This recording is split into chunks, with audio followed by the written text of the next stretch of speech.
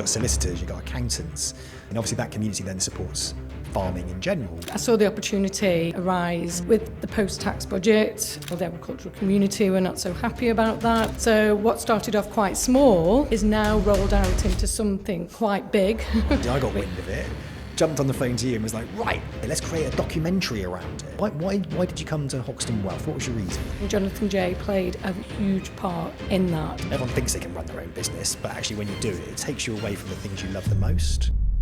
So I'm involved with some families where their children have real brain injuries and would never recover from them. These legalities take years and years and years for this money to come to fruition. So where did that come from with you? Was it natural? Did you have a network to begin with? Some of these claims come in at 5 million plus. If you go into it thinking it's all just about the money and the fees, you're not going to go very far. Teresa, thanks for joining me today on the Hoxton Life podcast. We're obviously in the Liverpool office, this brand new office for Hoxton Wealth. So thanks for joining me today. And I'm really obviously excited to be here because I'm getting to spend some time with you this week on some very creative endeavours. We're going to be creating a documentary about farming over this week. So first things first, though, let's kick into a podcast and find out a little bit about you, your journey, and what it's like working for Hoxton. And let's hopefully inspire a few listeners. So, Teresa, first off, just tell us how you actually got into the financial planning profession. I think that'd be quite an interesting idea of that'd be quite interesting. Okay. It all started in the retail banking sector. I was a branch manager at the time. I got approached by a regional manager who said, I think you'd be good at financial advising. And I was kind of going, I don't know if I would be. A little bit more persuasion. He said, let's take you on, let's get you on the academy, and let's get you through some exams. So that's where the journey started. And that was way back when with the Halifax, about 15 years ago, which does seem a long time ago now, but time just flies. And he was right. It was something I enjoyed, something I really threw myself into, and learnt that from, the perspective of retail banking. I think I really got into the role when I left the Halifax after something like 10 years of service with them, which is, a good period of time with them. And I moved into Quilter Private Client Advisors, and I had a great 7 years with them, which exposed me a lot more to independent financial planning. It's somewhere I became chartered as well. And it gave me the opportunity to start working with what we call professional connections. And that's kind of where it springboarded me into organic growth, clients, not just through acquisition, but for me, going out there and working with solicitors and accountants and getting some lovely referrals from them. And that's where the journey began. Oh, fantastic. Obviously, one of the toughest parts of being a financial planner, and we hear it a lot, is that not everybody's got within them the ability to go out and generate business or professional connections. So where did that come from with you? Was it natural? Did you have a network to begin with? How did you approach that? It came as an opportunity, really, through Quilters, as in a company, which was a solicitor's firm, wanted to look at the opportunities of joint venture. I was selected to go and work with them for 6 to 12 months to see whether we could make that work, have some synergy, refer to each other. It did work, although we didn't go down the route of a joint venture. They called it. So I was kind of going, oh, gosh, where does this leave me? But I've got some real good connections now that I can still work with. So we continued to do so. So even though the joint venture didn't come to fruition, it worked for us and we continued the relationship and referring clients. How long does it take from meeting somebody who is a professional connection to actually writing your first piece of business through a referral? How long does that actually take realistically? It did take between 6 to 12 months, and it's not always the nicest piece of business. It's usually like a test case. Let's see what she can do with this, or how can she turn this around? And then it's on the back of that where the financial plan is put together, and the outcome is that the client's happy, and you build that trust. But I would say, I'm still working with one of those connections still from the joint venture opportunity.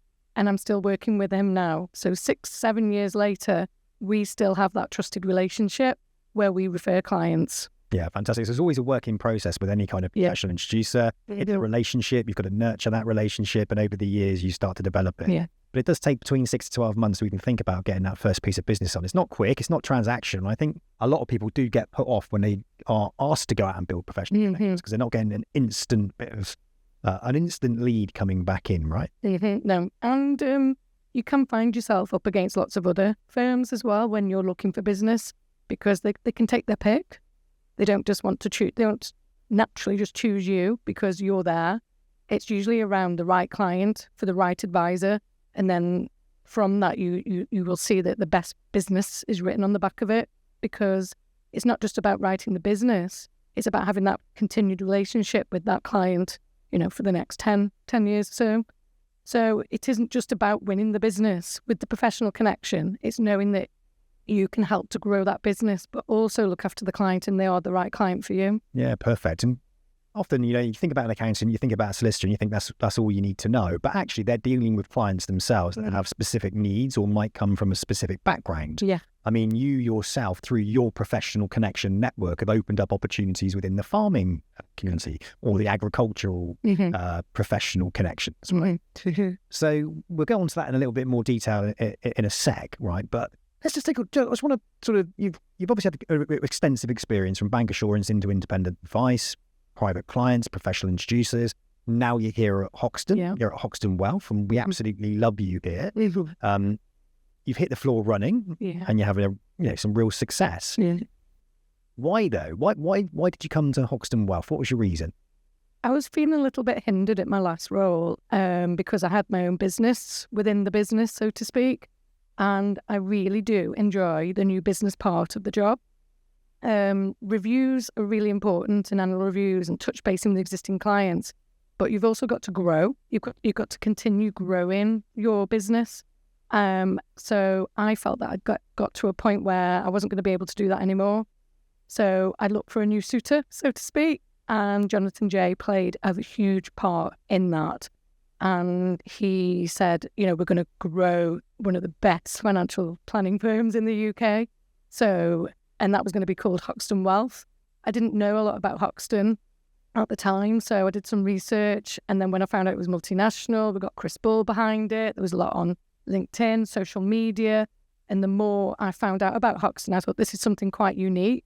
He wants me to come along. He wants me to carry on growing my business and pursuing my professional connections and not want to hold me back.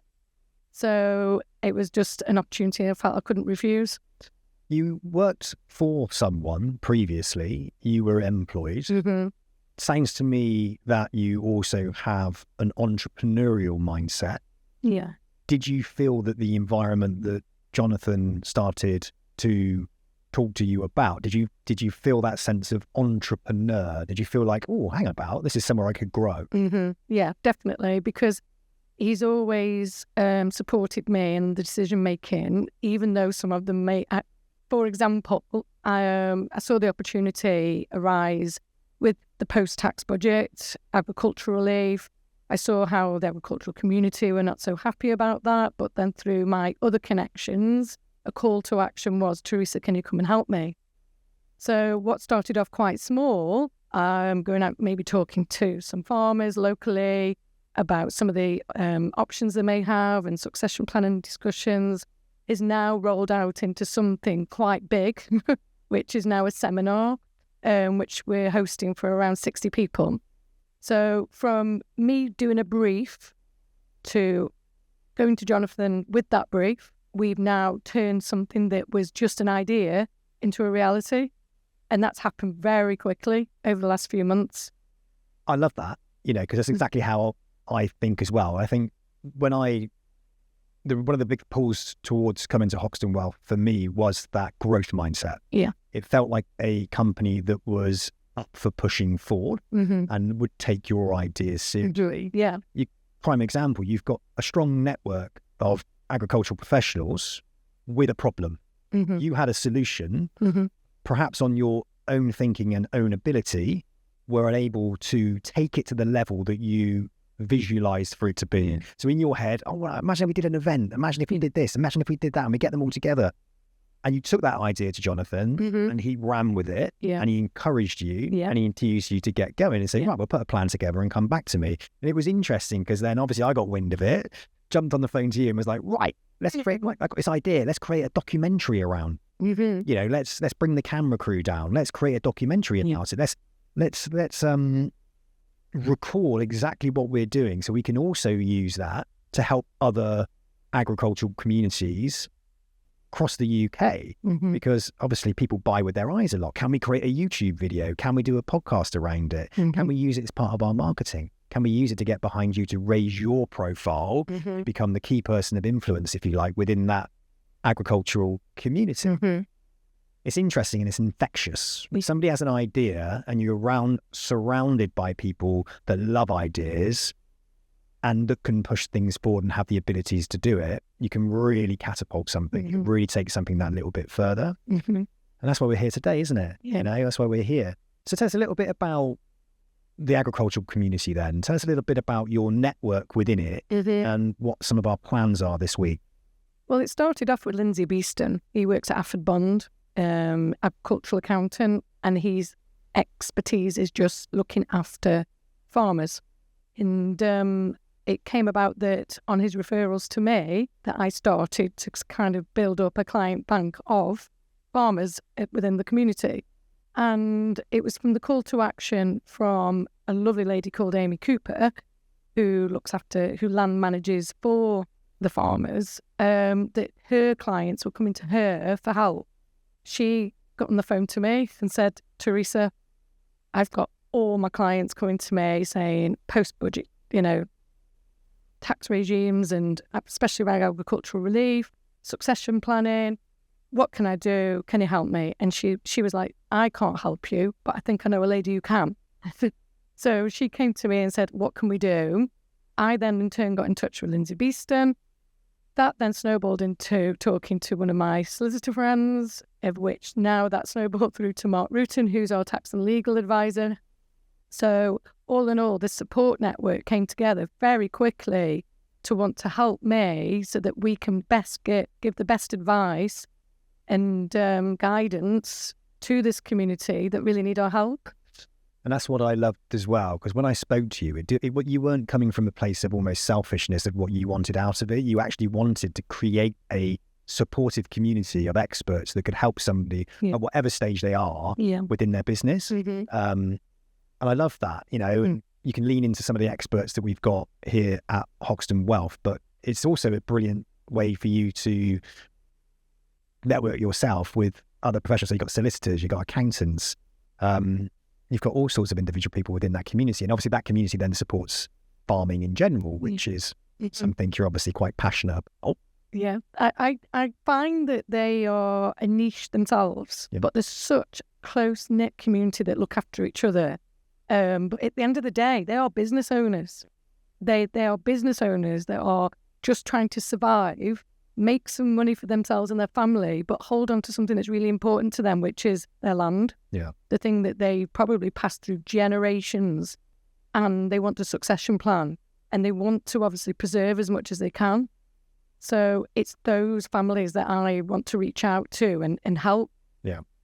Because it's the basics of having their will in place, making sure their business structure is correct, and then looking on a business point of view and having these right people in place, such as an accountant, such as a solicitor, and then myself as a financial planner. You know, I can't help them to put their business structure in place, but I can help with their personal assets and their business assets, and then look at ways to help to mitigate this inheritance tax bill for them. Perfect. So not just agricultural clients you deal with. No. So, you know, what we want to make sure is you're not some super niche person purely dealing with people, you know, in the agricultural side of things. So what other clients do you work with? Who else do you help? I work with court protection cases. I'm now working with Gareth Williams from Priceley to Gorn. He has been a big part of my journey as a financial planner. He was part of the joint venture that I mentioned earlier as an introducer back then. And we've remained in touch and formed this relationship over a long period of time. which is a trusted relationship between our clients. I refer clients to him and vice versa, and we've always done a really good job for them. Court of protection is very interesting work. Yes, it is. But not many people know. It's very like a niche, isn't it? Yeah. So you are dealing with solicitors, and it's things like clinical negligence, personal injury, pre and post court, right? Why don't you just give us a brief explanation of what's involved and what part you actually play and why? Okay, so what will have happened, which is unfortunate, is that the claimant will either have had a really bad accident, which isn't their fault, or I've had some through medical negligence through birth. So I'm involved with some families where their children have real brain injuries and would never recover from them. So these legalities take years and years and years for this money to come to fruition. And then when the money is available and the actual lump sum's been agreed by the courts, deputies are appointed, and that's usually through a firm, of which Gareth is head of court of protection at Price Later Gone. And I have to go and do what's called a beauty parade. I have to come up with a proposal based on the scenario, on the claimant, and put together the best financial plan, I think, which would be best for them, not just now, but for the future. So there's me and others that would go with a proposal, and then it's up to the deputy to then make the decision of who they think is best to appoint. So you're presenting a financial plan based on expert opinion of what that individual would need to live their life happy, or happier, more comfortable, for a predicted period of time. Because once, I suppose, that proposal has actually been accepted within the court, that's it, right? Yeah. So you're such an important part to play in the future, not of just the individual who perhaps needs to be supported, but I assume the families are involved as well. Yeah, they are. And I like the families to be involved. Whilst I can work with the deputy on a one-to-one, I always hold my annual reviews with the family. I think it's really important to understand their circumstances, because you don't always get that on a piece of paper or from an expenditure detail from the caseworker or from the deputy. And I think you just get a better understanding of their circumstance at that time or what they're moving into. So I do have a claimant. He's now ready to go to college. So we're now looking at local authority funding. So it's another stage in his life that I'm going to have to cater for. Yeah. So, that's when lifestyle planning and cash flow planning comes into play, because the easiest part in all this is setting up the structures, but then the real work starts as they start living their lives and these different events come to play, or you've got to be able to cater for them.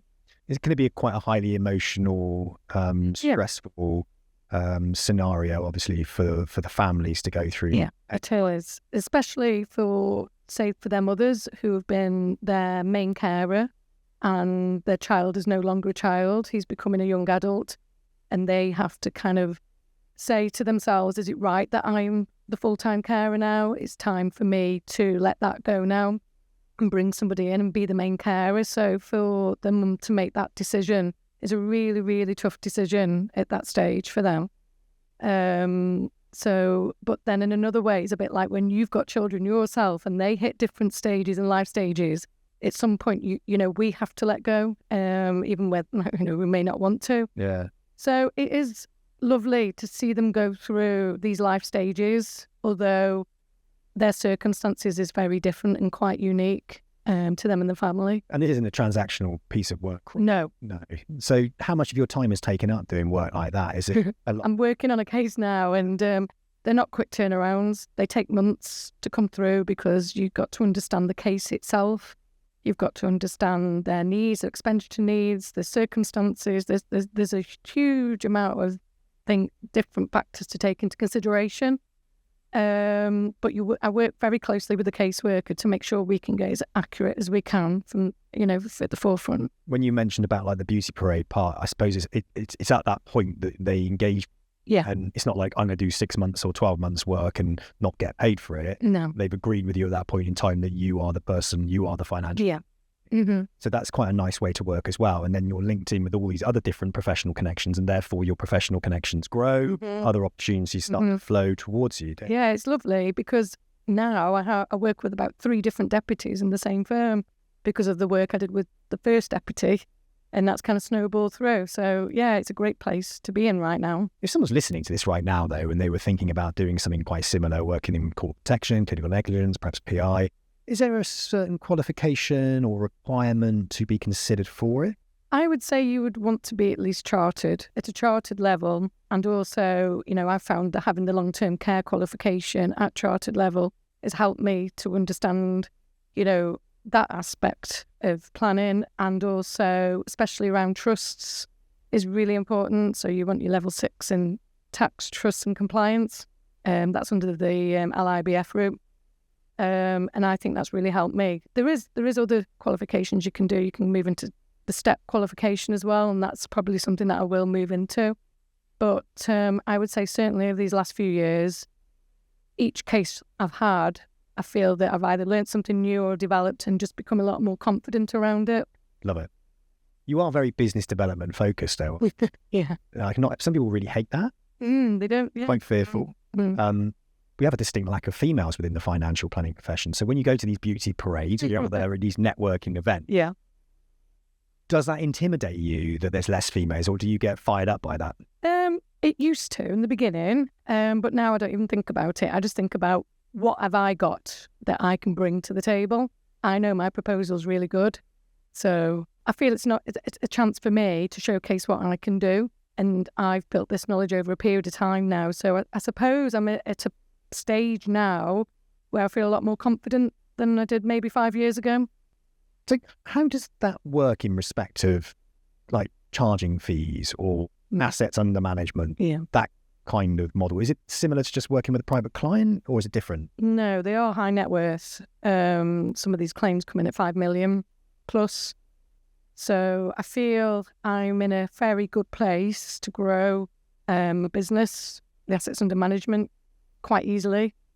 But if you go into it thinking it's all just about the money and the fees, you're not going to go very far. It's about the client claimant, it's about the family, it's about your relationships. It's about working with the solicitors and doing a really good job, because it's your reputation at the end of the day, and the company's reputation that you've got to, you've got to shine, haven't you? Yeah. Do you continue working with the individual families as well? Yes, but I always attend my meetings with the solicitor or the deputy, because they're the first point of call for them. Well, thanks very much for the insight in the clinical negligence and PI side, because not many people do it. No.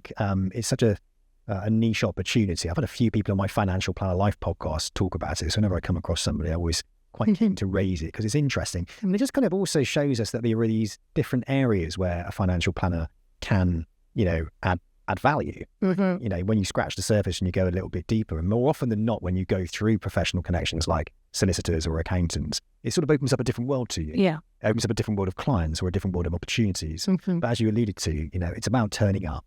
It's about having expertise. It's about asking questions, and it's about building those relationships to open those doors. They don't just land on you. No. You're very driven by business development. You're very driven by the hunt, would you say? Yeah. Yeah. Mm-hmm. How does that fit in here at Hoxton? Okay, my vision is that I will continue to develop these key areas, and I hope to get to a position where there's other advisors coming through the academy, new to role, where I can share my expertise and the business and start to pass that down, almost like succession planning.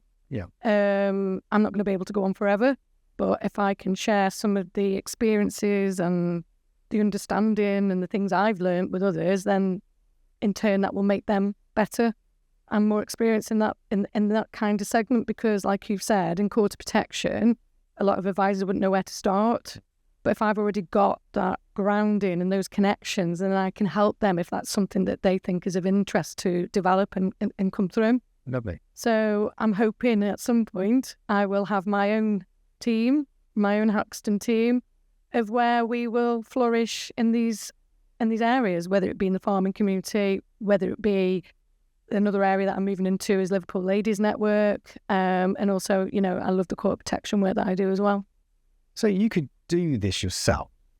Yeah. You could leave and set your own business up, go directly authorised. You sound like a very entrepreneurial individual. Why don't you do that? Why, or what is it about Hoxton that keeps you here and makes you feel like that you can be an entrepreneur within a environment such as Hoxton? I'm keen to understand that. It's the support network that I have around me. It's through the marketing. It's through the other advisors that I work with. But it's that security. So I can, go off and do what I'd like to do, knowing that I've still got the security of a network behind me and the support that I need. So even though I have all these great ideas, I can still go and pursue them, knowing 9 times out of 10 they're going to work. But if they don't work, I've still got my support network behind me. And they're always there to guide me. So guidance and encouragement to actually push forward. Be confident in the idea that you have. And did you find throughout your career maybe that's never been there? I don't think I would have ever had the courage probably to get myself out there and do what I'm doing now. So yes, I've been given the opportunity, and 2, I've been given some great support in order to be able to make this a reality. Love it. Financial planning, predominantly lifestyle planning, quite a big buzzword, and we love it here at Hoxton Wealth. Let's just talk about some of the clients that are out there, or potential clients, and why really they should actually seek financial planning. What do you think? Why is financial planning at the moment really so important, and why is it so underutilised? I think people's perceptions of financial planning is still about stocks and shares and investments and different kind of vehicles they can get in to make things more tax efficient, but they're not quite sure of them. They're a bit wary of them. And then the fees and the charges and the persona of what an advisor may look like or come across. I think that's kind of old style financial planning. And I think we're into a new wave of financial planning now, which is masses of lifestyle planning and cash flow planning, and the tools that we've got now to make a family's or an individual's dream become a reality. Because the biggest question out there is, when can I retire? When should I retire? And probably there's too many people who work for too long when they didn't need to, but they didn't know when to stop. And we as financial planners can help them understand when they can do that, when they can, go and take that big holiday. When do they wind up the business? Is the time now, or do I leave another 5 years' time and that was too late? Anything that's kind of a life event, we can demonstrate to them whether that can happen now or whether it needs to happen in 2 or 3 years' time. So it just gives them a bit more reassurance about the decisions they're making with their money, and making sure they enjoy their money at the same time, because there's no point in having all this money set aside if they're never going to use it in the way that they've always wanted to. I put a financial plan in quite recently.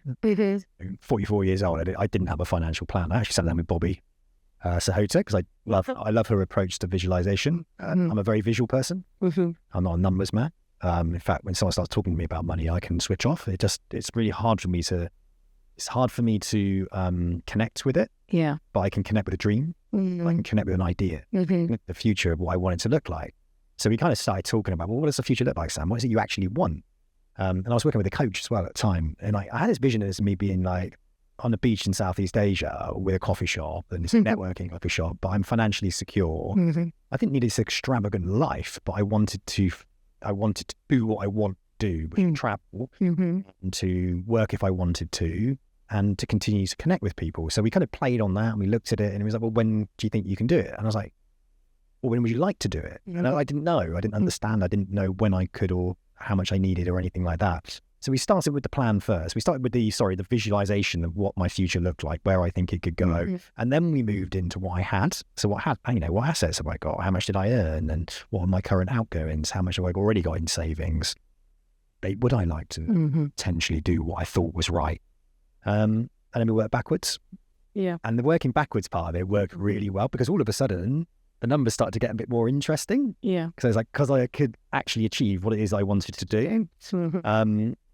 And by her going away and then crunching the numbers and coming back to me and say that was possible was like, wow, like I've never had that. It's always been kind of like a vision or a dream or like a dream. Yeah. Yeah. Instead of it being a dream, it became a plan. And it became not just a plan, it became a realistic plan, which then fired me up and gave me confidence that I could achieve what it was I wanted to achieve, which in my head then made me realize, okay, well, I could lock in a little bit more on what I'm currently doing, or I knew where I needed to push myself in certain areas, how much more money I needed to put away over here, or what would I do with my UK property, or can I buy in Dubai? Is that a good idea? All that kind of stuff. So I like that element. And I think a lot of people probably out there, similar to me, entrepreneurial, might prefer that lifestyle financial planning part, wouldn't they? The bucket lists. Let's talk about the things you want to really want to. Yeah, and then we'll sort the numbers out. Yeah. See if we can get it for you. And I guess people like me will be surprised, right? That they can achieve a retirement. I hate the word retirement, if I'm completely honest with you. I think retirement isn't really a word that I kind of look at it as... Are you ready to start living your life? Love it. Yeah, when are you ready to start living your life? Or a chapter of your life. Yeah, definitely. Like another phase. Yeah, a phase. Exactly. Stage, a life event. Yeah. All these words. And you wouldn't want to miss that, would you? No. And you won't. And it's sad that people do. People can hold themselves back because they don't know when the time is right. Yeah, exactly that, because they haven't got the plan in place. And then you're kind of running on this crazy autopilot mode, which then makes you feel really super duper anxious because you haven't got something anchored to and that's what happened to me. And like, now I understand the value of planning. And it's like, for the karma, I've got somewhere to go. It's that word you've just used, value. Yeah. It's the individual seeing the value in their financial planner. And I think that's where we add the most value. Yeah.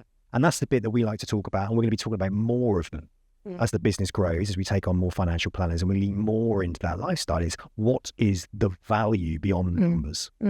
You know, how does it make you feel? Yeah. How much freedom are you going to feel when a plan is put into place? What does that actually look like? How does it feel? How's it going to affect you, your family, your future, your well-being? Because when you've got a good plan in place, you don't feel so stressed. No.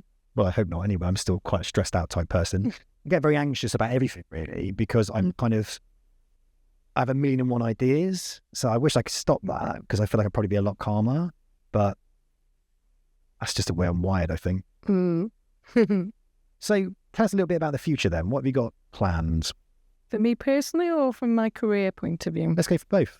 Okay. For the career point of view, my plan is to continue building, growing, supporting Jonathan through Liverpool, possibly looking at another hub in the Northwest, which would be really exciting for me personally, and to hopefully build another team, which would be great.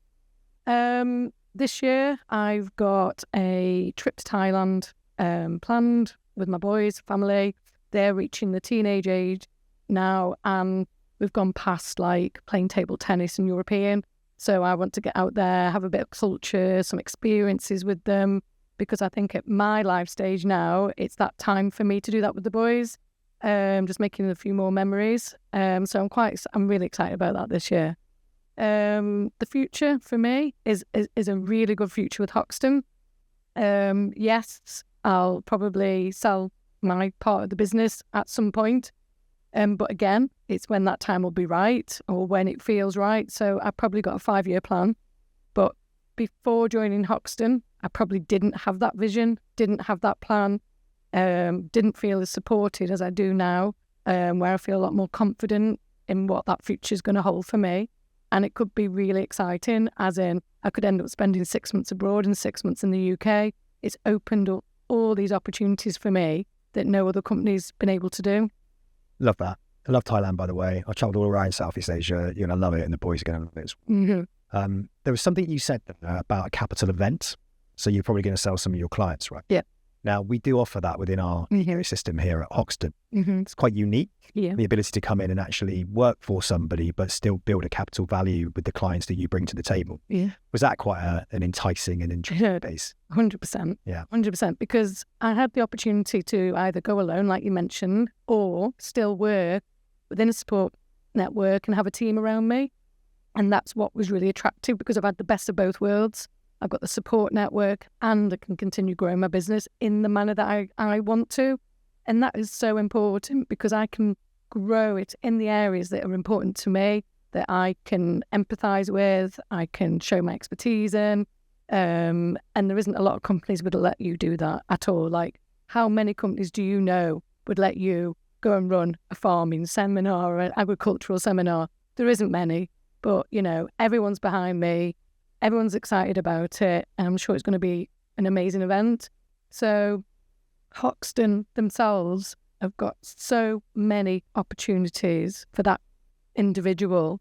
If you are entrepreneurial, then I don't think there's any other place you want to be. Love it. So you're in control of your destiny. Definitely. Yeah, you feel you're in control of your destiny, but you've got the stabilizers on. Yeah. You've got the people around you sort of holding you accountable and you can lean into them, which allows you then to think less about all the extra pressures, say, of running your own business, because there's tons come with that, right? Everyone thinks they can run their own business, but actually when you do it, it takes you away from the things you love the most. Whereas in an environment like this, which I call an intrapreneurial environment, right? You can lean into that support system. You can get quick responses really, really quickly. You can get somebody supporting you very quickly, like putting on an event or whatever, which allows you to then push forward. But at the same time, you reap the benefits from that because the bigger your business is underneath Hoxton, right? The more capital event that you can have in the future. So you're not held back. No. You're encouraged to push forward. I love it. And obviously somebody like you working with professional connections and the capacity that you have done it and the fantastic business that you have built already, we won't get into detail and share, but it's substantial. Yeah. You would know you're in the right place. So Teresa, look, thanks so much for sharing your journey so far, your journey at Hoxton Wealth as well. Really, really looking forward to getting stuck into that farming seminar this week and the little mini documentary that we're going to be filming together. And we wish you all the best. Oh, thank you. Cheers.